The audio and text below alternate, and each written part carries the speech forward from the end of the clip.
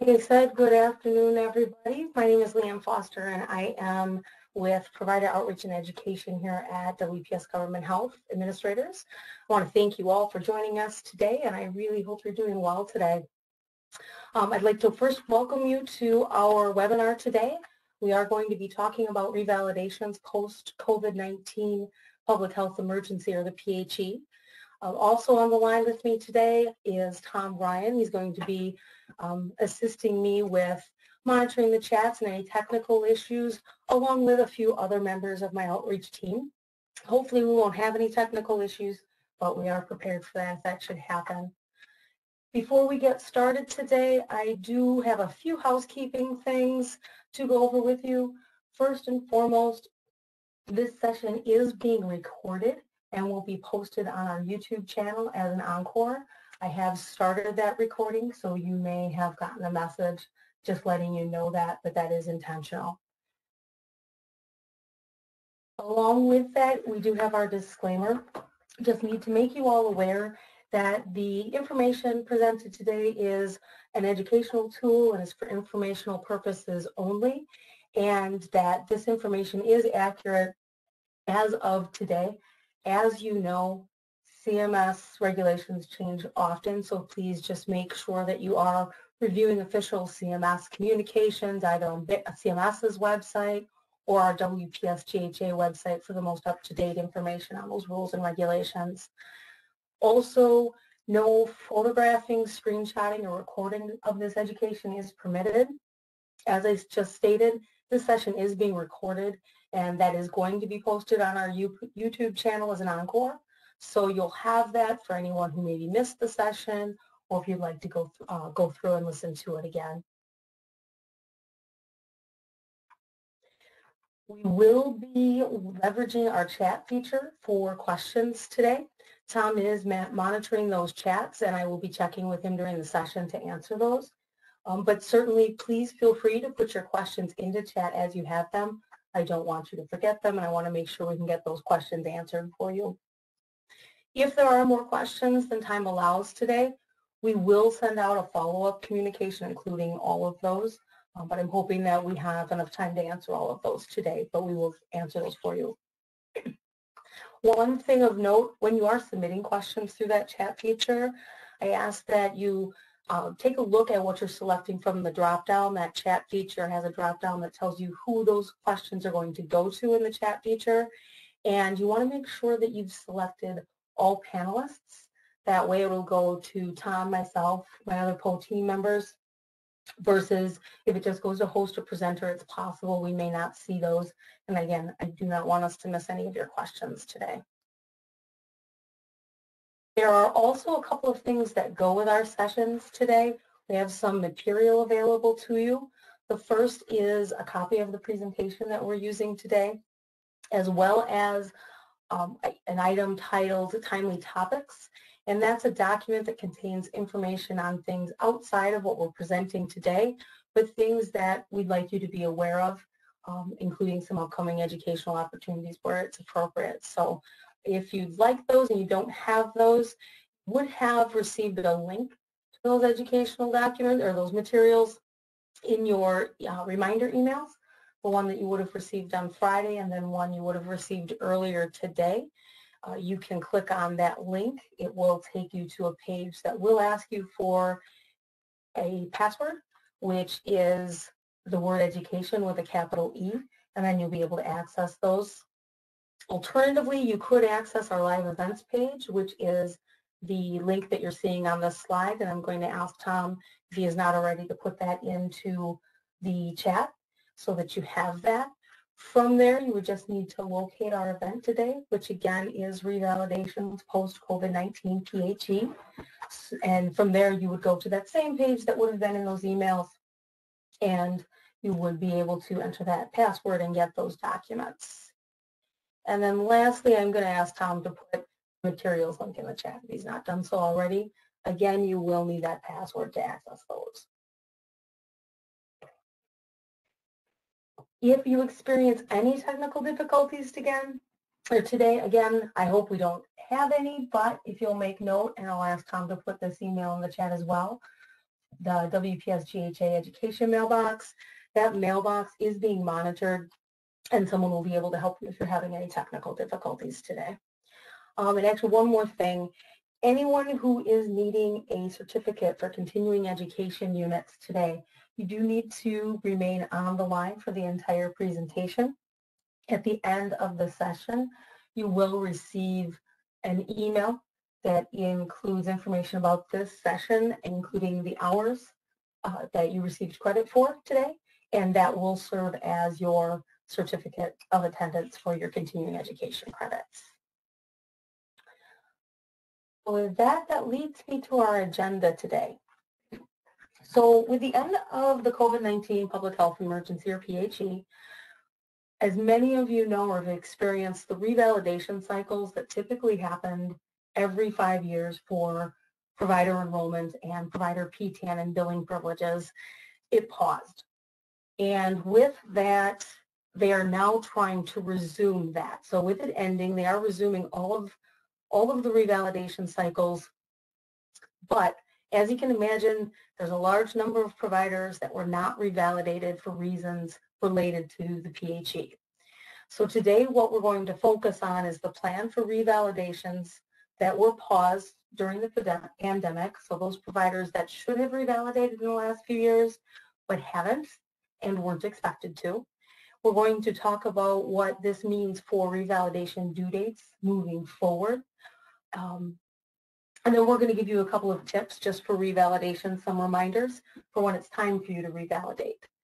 So a lot has happened since the PHE, and I want to start with a little bit of background.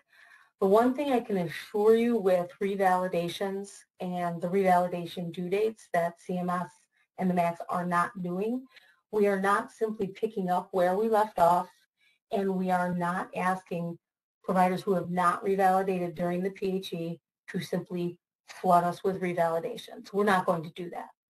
That would cause backlogs. That's certainly something that none of us want. It would increase provider burden. There could be potential processing delays, and these are all things that we really want to steer away from. So, excuse me, priority at the time during the pandemic, so as you're aware, that started back in March of 2020, and CMS declared a public health emergency. And obviously the priority at that time was delivering health care to patients. We didn't know what was coming at that time. We didn't know the stresses that would put on the healthcare system at that time. And so because of that, we wanted to ensure that healthcare delivery could continue. And as part of that, there were a lot of flexibilities that were implemented from a billing perspective and from a provider enrollment perspective. And so what CMS did is they directed MACs to pause revalidation activities. And what this means is there was a temporary shift in MAC priorities. So it allowed MACs to put their full focus on enrolling new providers, making changes. There were a lot of practice locations that had to be added, some that had to be converted from a different type of practice location to allow for healthcare delivery, providers that were maybe coming in from other states to help where there might have been a hotspot. So there was really just this focus on making sure the flow of Medicare funds continued for healthcare delivery, and less focus was put on revalidations and making sure everything was accurate and deactivating if you failed that revalidation. So what this meant is that the MACs were no longer sending out letters asking providers to revalidate. That stopped in March of 2020. And we were no longer putting a priority on processing revalidations. In fact, revalidations were to be the last thing that MACs processed during that time frame. If inventory allowed, they would process, but they were also not going to be, and we'll talk about this a little bit more, there were not going to be any negative impacts of that revalidation not being processed to the provider. So the failure to respond activities is where I'm going with that. Payment pens that typically happen for failure to respond to a revalidation, and deactivations. We were not deactivating provider billing privileges at that time. Again, shift in priorities, revalidations, that wasn't it. So then what happened in the end of 2021? At that point, we had a better idea of where we were at, and CMS and MAC started working on a plan to resume revalidation activities. However, they knew they couldn't just flip a switch and start revalidating all of the providers. So some of you on the call have maybe received these, and we're going to just talk about that.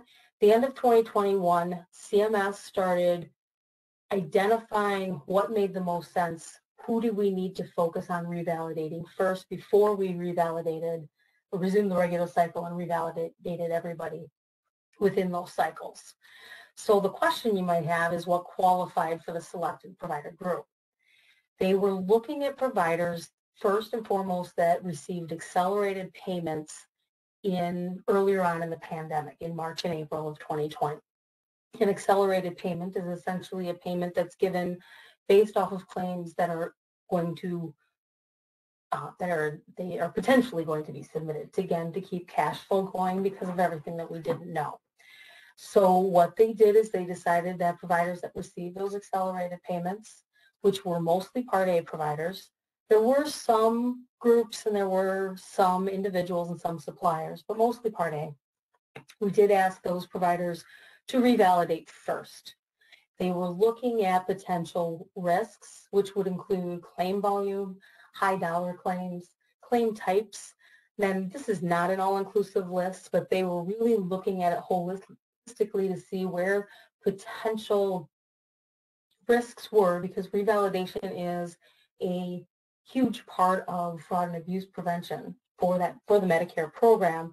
So we were looking at it to make sure that we were doing this in a manner that made the most sense to protect the trust fund.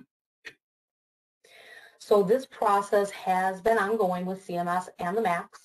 So after we revalidated this first group, they continued to work with MACs to identify providers that needed to revalidate. So some providers have resumed their normal cycle, but again, small bits at a time.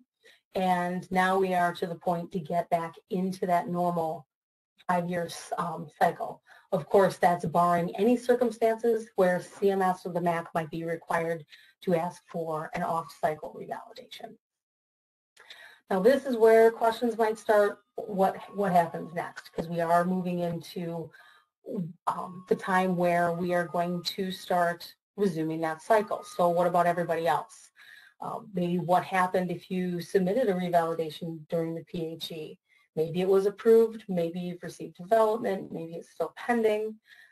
The other questions that we're seeing, is your revalidation date going to change? We're going to talk about that. Are there any additional actions that you need to take? So CMS does have a plan. It has been communicated with the MACs, and we are working towards that. Your revalidation due date is going to depend on a couple of things. We do have to clear out that backlog. The providers that were due for revalidation during the pandemic. It's not so much a backlog in the sense that we have applications, but it's a backlog of revalidation due dates that haven't been responded to. So there's a couple of things that they're looking at. They're looking at, did you submit a revalidation, or did you have a revalidation due date during the PHE, and did you submit a revalidation? There was that period of time, again, you weren't required to submit one, so if you haven't, that's okay. We have a plan for that. But we're looking at that so that we're not asking necessarily for additional revalidations, okay? We're trying to minimize that as much as possible. Also acknowledging that there will be providers that may be asked to revalidate in less than 5 years. Again, trying to avoid that, but we have had that situation come up, hence the plan.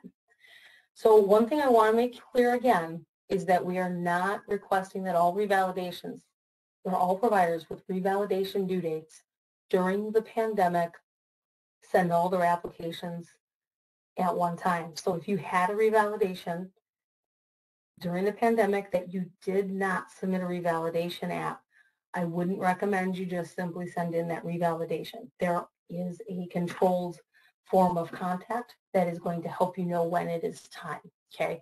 Because if we did that, it would involve revalidating 3 years worth of enrollment records all at once, and it's a huge volume of applications. So where are we going? It's going to be somewhat based on your date. So there's going to be 3 groups, and the first group is going to be anybody who submitted, or excuse me, who had a reval due date from November 2019 through February 2020. These are the months leading up to that pandemic. So these due dates do remain in place. If you had a due date of November 2019 through February 2020, you will maintain your revalidation due date, okay? If you submitted an application during that time, which is possible because again, it's prior to the PHE, and it was processed and it was approved, there's nothing for you to do. You are already on your 5-year cycle. So that's for those due dates. If you did not submit the revalidation or you received some type of development and that application is still pending, that revalidation still needs to be processed. So no deactivation actions were taken, no pens, no ending of billing privileges were taken for failure to respond to the revalidation during the PHE. What is going to happen is the MACs are going to be sending out follow-up letters, giving the providers one more opportunity to comply with the revalidation requests with these due dates. Again, November 2019 through February 2020. It'll state the timeline that you have. It's basically kind of starting over, but you're maintaining that same reval date. You'll get that same timeline. MACs are going to start sending those here shortly, late summer, early fall. So it's not even immediate. You're not behind. We're giving you this pre-notice. So it will have your timeline in there, and it will tell you that you need to send in that reval. Now, you do need to comply with that because those revalidation due dates from November 19th to February 2020 are holding and remaining the same. If you do not respond to the letter that is about to come out, then you would be subject to potential deactivation of billing privileges for failing to respond.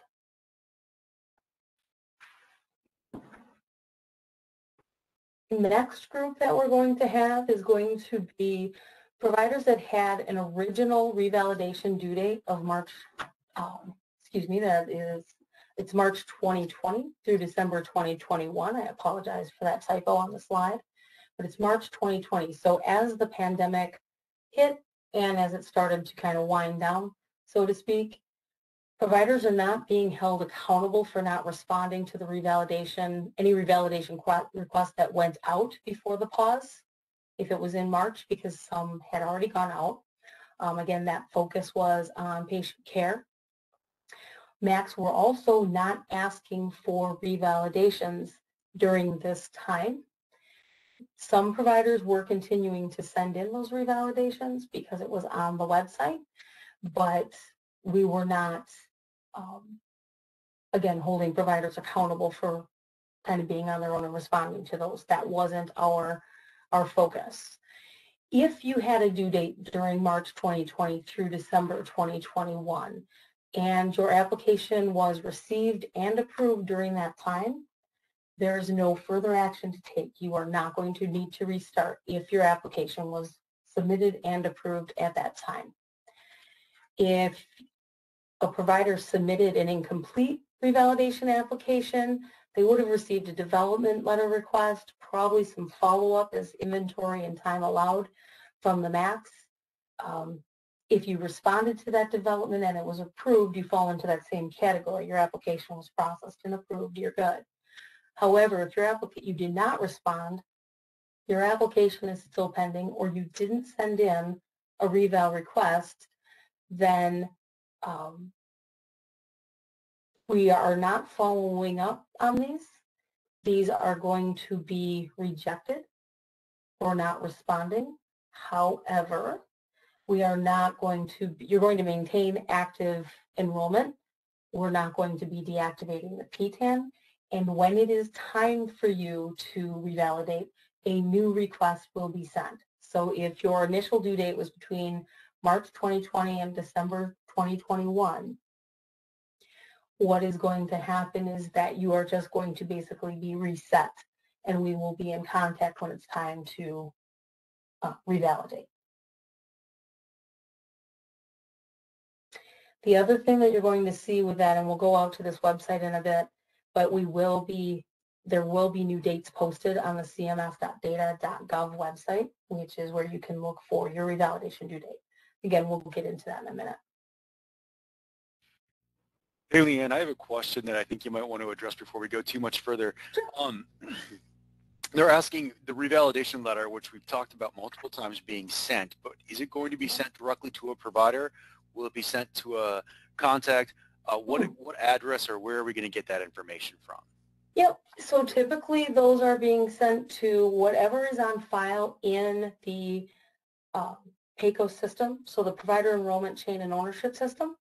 So it'll be sent to the correspondence address, the practice location, and the P2 address if it's different.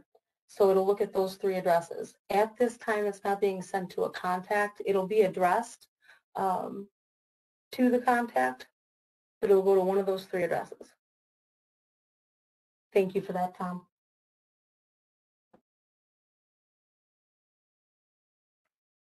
Any other questions before we move on? Nope, that is the only one that we've received. Okay, excellent, thank you. So now it's the moving forward. So what happens from January 2022 through May of 2023, which is basically where we were resuming. And I talked about before, after we did the initial set, which was basically risk-based accelerated payments, we continued to send out lists. Providers received letters to revalidate. Those dates are legitimate. That is their regular cycle. That letter has been sent. So if you've received a letter from your MAC between January 2022 and May of 2023, you do need to respond. You do need to comply. There will be a follow-up letter, but if you do not comply, you will run into the scenario of a potential payment pend, which is kind of a warning of, hey, we're serious, you need to get that reval into us, and then ultimately possibly deactivation of your Medicare billing privileges.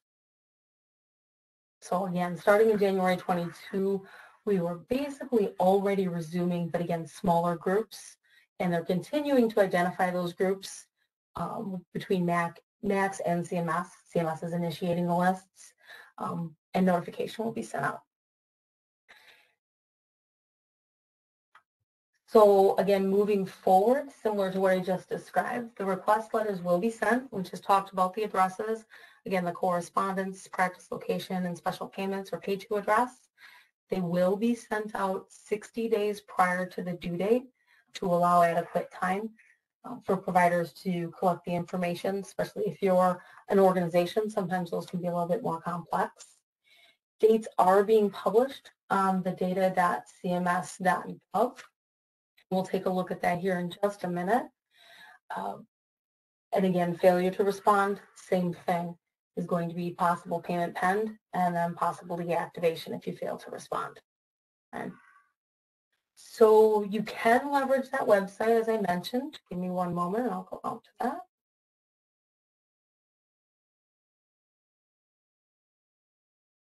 So this is the Medicare revalidation list. This list is being updated as we get new lists. It's not 100% updated yet, and you will notice a few things that we'll talk about during the process of being updated. This website, which I'm going to ask Tom to put in the chat if he hasn't already, will allow you to see your revalidation due date, and we'll show you some search results because that's where we're going to run into some things that are going to change. You can search by MPI. That is probably the most effective way to identify your provider and whether or not they're up for revalidation due dates. One thing I do want to mention is if there are multiple MPIs on an enrollment record, you can look up by any MPI that is currently in the PACO system. Those MPIs will also be published on those letters, so you'll know exactly what MPI we're looking for. If you have a provider who's recently gotten a new MPI, maybe for a practice location on an org, that will not automatically be in here. This is based off of information that's coming out of the enrollment system. So that's something you want to make sure is up to date. You can search for an organization just simply by their name. One thing I will point out, if you look up an organization, if you click into that organization, it will show you all of the members that are affiliated and their revalidation due dates.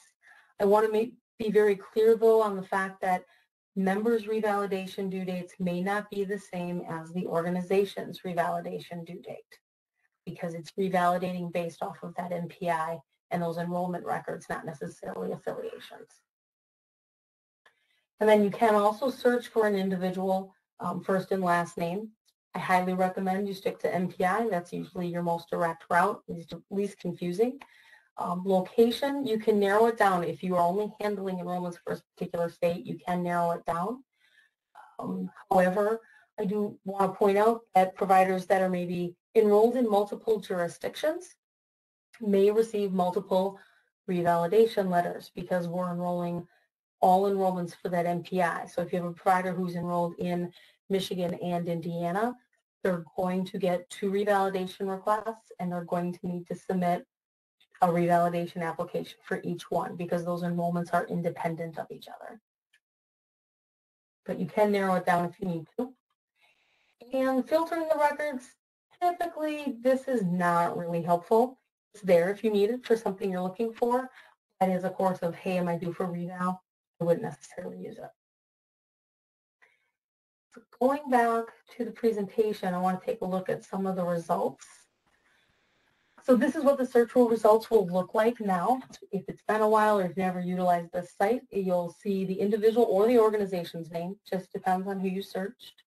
You'll see the NPI or NPIs affiliated. There will be a due date, and there will, at this time, be an adjusted due date. This is where this gets a little bit interesting. So the top is the original due date. So if we're talking from November of up to, I guess, February of 20, your due date is your due date. Your adjusted due date will say TBD. That TBD means universally that you do not have a due date in either of those fields. I'll show you what it looks like when they have dates in a second. The adjusted due date is, at one point we were adjusting those. The new requests that are going out, we are still adjusting those so that you know what your new due date is. Go by the adjusted due date unless it is from May of 23 forward. That adjusted due date is going to no longer be there because we are only focusing on the one due date to make this a little bit less confusing.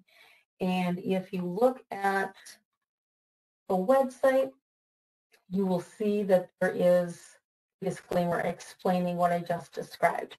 So basically, if you have a due date after July of on or after July of 2023, you will not see an adjusted due date because, again, that was confusing for providers. It's going to basically go away.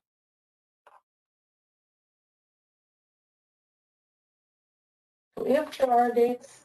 Sorry, Leanne, can I jump in for just a moment? Please do. So 2 questions came in. One, they did want you to explain to be determined, which is great. You got that through. Second one is it best to wait to get that letter before doing the, like if you have the adjusted due date as an example, before doing the revalidation? And then a follow-up question came in from Sandy as well, and Sandy wanted to know if they can download the results for a company. So there's 2 different questions, sorry. No, that is okay. Both very good questions. So the first one, should you wait for the letter? You are better off to wait for that letter. Even if you have an adjusted, you want to look at the timeline that you're in. And if you are between March of 2020 and December of 2021, you're going to get that. Wait for the communication. Don't just send in the revalidation. If we get what we call an unsolicited revalidation and you didn't wait for that letter, then what's going to happen is it's actually going to get returned to you as unsolicited. We won't just take it. We're going to process them based on the categories. So it is best to wait for sure. And then downloading the website, I believe You could print it. There isn't a download function programmed into this tool, but you would be able to print it. So you wouldn't be able to extract a file. That functionality is not incorporated into this. Any other questions before we move forward, Tom? No, I think that's all we got. Excellent. Excellent questions. Keep them coming. So we're looking at results. So the top one has a due date of TBD. So this is a provider that did not have a due date during the pandemic, or did and they wiped it out, which they did start doing that. They removed those so providers wouldn't get confused. And they have an adjusted due date of 3/31/23. Because this is after that time frame of the end of 2021 where we started contacting providers, this one is legit. This provider would have received a letter in January of 2023, January of this year, and should be working to respond to that letter. They're just not putting it in the due date because the letter was sent before they made the decision about the adjusted due date. That's fairly recent. Now, the bottom one is showing you what it's going to look like. We're in July, so this is what it's going to look like moving forward, and eventually that adjusted due date is going to go away. This provider has a due date of August 2023, end of.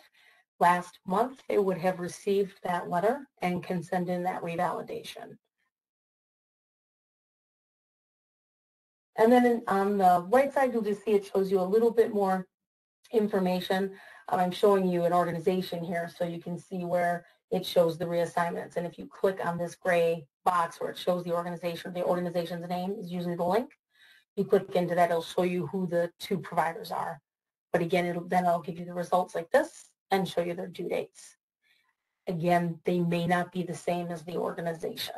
That's not a guarantee. Sometimes they are, but they are not always.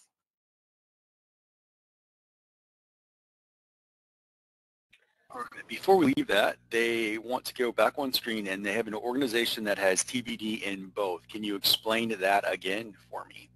I can. TBD in both means that you are not due for revalidation at this time. You may have had a revalidation due date during the pandemic, but that has been erased essentially. When it is time, you will receive a letter, and it just means you haven't shown up on a list that's being provided to MACs for solicitation of a revalidation. You're basically getting your revalidation due date reset.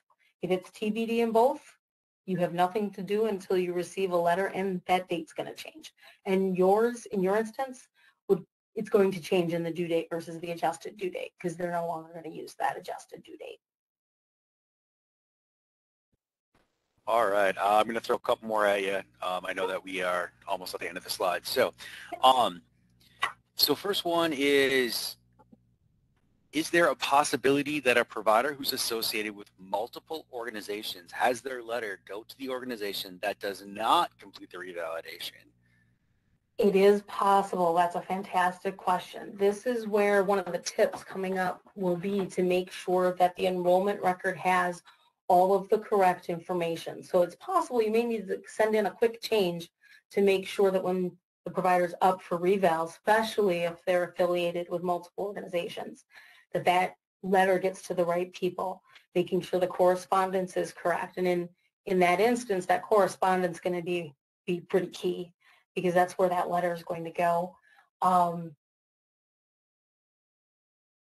So that's going to be your best course of action, is just making sure that PACO's record is up to date and has the right information. Otherwise, it's going to go to what's on file. Those are the only addresses that we have to work with. All right, thank you. Well, sorry, Tom. One thing I do want to add to that. We get a ways into the reval if we haven't heard you and that heard from the provider and that 60 days is coming up. We do start reaching out to pretty much anybody on that provider's file. It's all driven by the provider's file because the provider's enrollment is revalidating. So we will have another set of eyes if we haven't heard. We'll start reaching out. All right, Tom, go ahead. Oh, no. They just wanted some clarification. So we have two different people. One has keep in mind both of them have the due date as TBD, but they do have adjusted due dates. One of them says specifically 11/30/22. The other one just says 2022. And so they're just wanting to clarify exactly what their action should be at this time. This time, would need one other question. I'm not able to look and see if the application was ever submitted in process, so I'll give you both scenarios. If you're between those dates, it's in 2022, we're not holding those providers accountable because it was kind of during the pandemic. Tom, can you give me the date again? November 2022?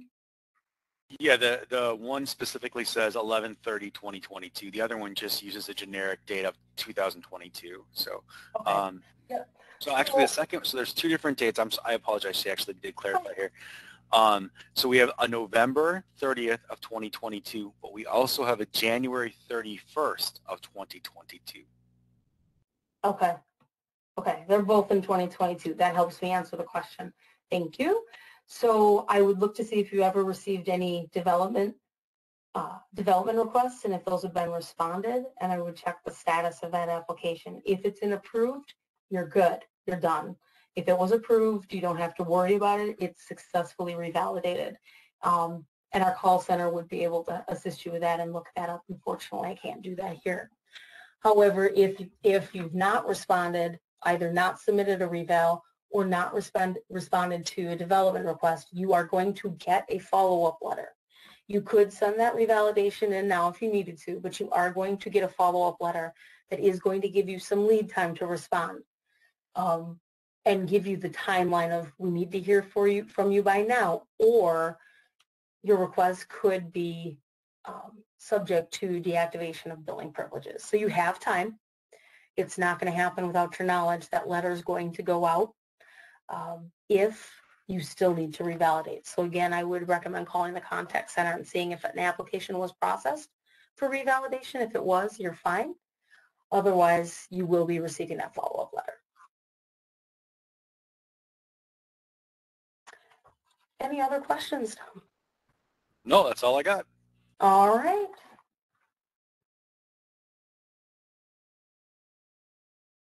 So reminders when we're sending in those revalidations, I've kind of said this a lot, but the way to ensure that you're getting the letter sent to the correct address is take a look at your PACOS enrollment, and you can do that on your own by signing into PACOS directly and seeing what's on file. Even if you're not due, it might behoove you to go and make some changes to the addresses. Again, it's going to be at correspondence, special payments, practice locations to make sure that the right people get those letters, because I know if they don't, that can be a challenge, and we definitely want to avoid that. When you're filling out the actual application, you want to make sure that you're accounting for all enrollment data that is on file. So if there's licensure information, if all the addresses on file, for organizations, Part A providers, every owner that's on file, every role that they hold, and we also need to have accounted for any additions. So providers may have, owners may have changed roles in the last few years or since you revalidated last. So if there's additional roles that need to be added to that individual, make sure you're including their existing and the new. If there's anything that's been deleted, anybody who's been removed, the absence of that information on the application doesn't tell us we're not allowed to just remove them. We would develop asking you about that individual and, hey, we need a section to delete them, or we need a section to delete them from certain roles and a section to show what roles they currently hold if it was just a position change. So make sure that that application is telling the complete story of how that enrollment record needs to look so that we can make those adjustments. And again, I encourage everybody, if you're not already signed up for electronic submission, the Revalidations is where that can really help you, because you can see what your record looks like and you can submit a lot more quickly through PACOS Web as well. The other is respond timely. The initial requests for revalidation allow you 60 calendar days. Weekends and holidays count. So please make sure that you're responding timely. and responding timely to development requests. The development request does not give you additional time. It gives you a time frame with which to respond, but it doesn't give you additional time to revalidate. And you don't want to have any interruptions in billing. So definitely responding timely to those requests, because again, failure to comply to that development or those initial requests could cause your billing privileges to be deactivated.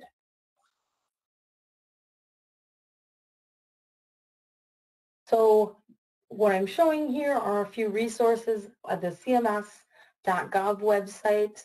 I did not show you that one, but I will.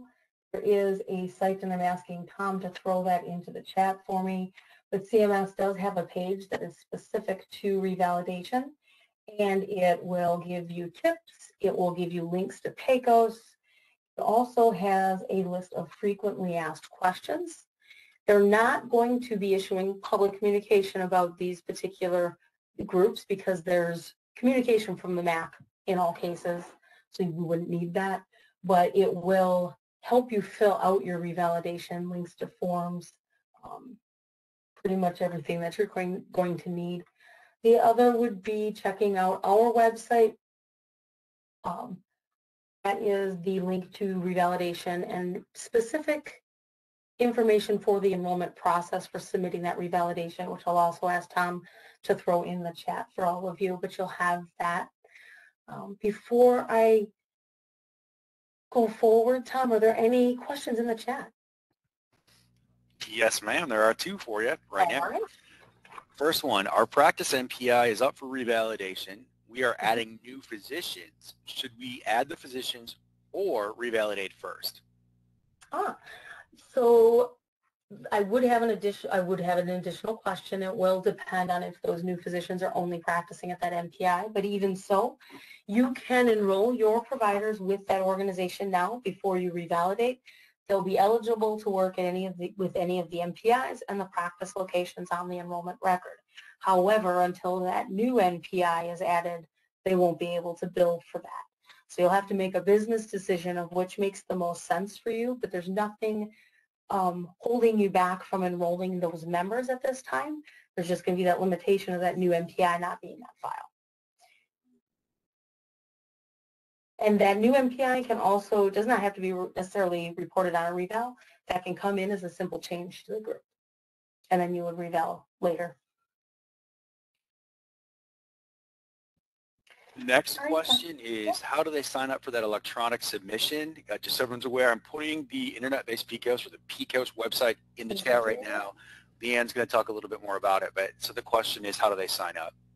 Yep, absolutely. So that revalidation page that I was talking about will take you to the link that Tom just put in the chat. So revalidating using PACOS. This is PACOS. So it's really not that hard, but you know, there's a few hoops you've got to jump through. One, you have to have an MPI. If you have an MPI, you actually already have your user ID and password for PACOS. It's the same one, especially if you're an individual. You can register for a new user account, and it will take you through the steps.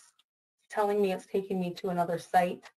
So I'm not going to be able to go all the way through because this is a production system, but I'm going to click on accept. And this is what the identity and access management system looks like. Typically, you need this before you get an MPI. If you're an organization, you're also going to need this to enroll your authorized and delegated officials. You will click on the create account from here, and it'll walk you through, just like you're signing up for any system online. If you're signing up an account to even shop online, wanted to remember your information, it functions very similarly to that. There are also some frequently asked questions and quick reference guides. They'll help you walk through that enrollment process. And then once you are enrolled, and just go back, PACOS the long way, maybe. A moment.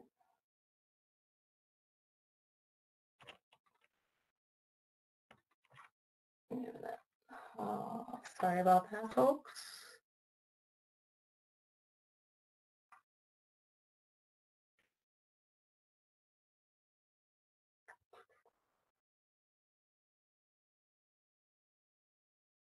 do it this way.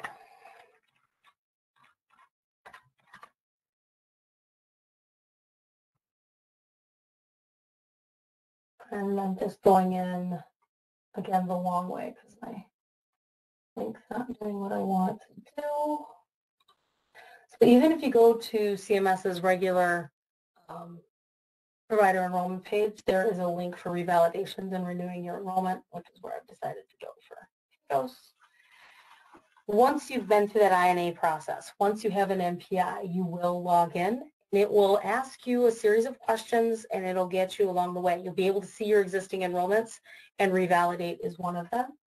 There are also some helpful tutorials and resources on the bottom of this page, which is the PACOS link that Tom provided with you. So you can go through here, and Revalidation is one of them. And it'll help you go through, it's actually a demo, it'll help you go through that revalidation process. All right, Tom, anything else?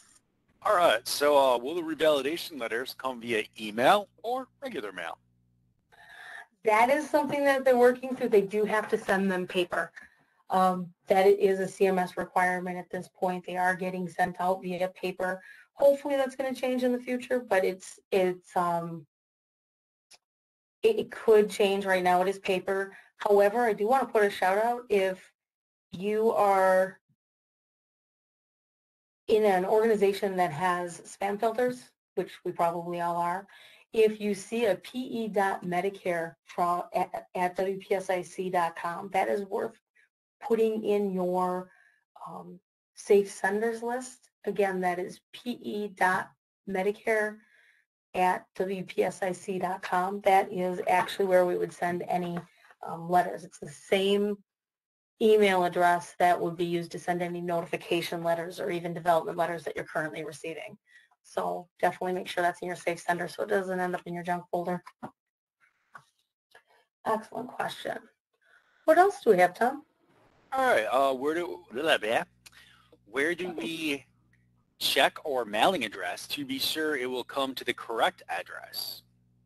That would be signing into PACOS. So having a user ID and going into PACOS, as I just showed, that will allow you to get into those sections of your enrollment so you can see what's on file. And then if we could just re-verify the email address. Wow, that was bad. The email address, please. Is pe.medicare@wpsic.com. Just so everyone knows, that's also in the chat. I didn't put any information around it. It's just the email address. So hopefully that'll help everybody get that. That is the last question that we have. All right. I did go a little over time. I do appreciate you all sticking with me. A lot of good questions. Thank you for those. I do want to ask, I really appreciate it if you take a few minutes after this session to give us a little bit of feedback on this webinar. That feedback is critical to what we do. We communicate back to CMS, along with it helps us and CMS develop educational opportunities for you and making sure that we're meeting your needs. You know, we want to make sure that you have that information. Medicare can be a pretty complicated program, and so that feedback is invaluable. I assure you we do look at it and we do things with that. So if you could take a look at that. You've got a couple of ways of accessing that. One is you'll see the Scan Me on the left. That QR code will take you to that website where you'll be able to take that survey. Also, when this session ends, you will get a pop-up. It looks a little bit like it's taking you to a dangerous site. I assure you it's not. It's going to take you to a site outside of the WebEx program that we use to facilitate these sessions. It is a safe site. It is taking you to the system that we leverage for our surveys. So that's another way that you could get that. Also, in a few minutes after this session, you will get that email that I mentioned, which again is your certificate for continuing education credits. It will also have a couple of links for that survey. So again, I'd really appreciate it if you could take a minute or two to provide us with a little bit of feedback and help us help you. So you will have 10 days to complete the course, so to speak. That includes the survey and submitting any follow-up questions. So you have 10 days to submit those follow-up questions, and we will respond to those if that happens. And keeping in mind, we can't look up your applications. If you have a question about a specific application or whether a provider had a reval processed in the last few years, you would need to call our contact center for that. But certainly questions about revalidations post-PHE, send them our way in the next 10 days and we'll get an answer to you for that.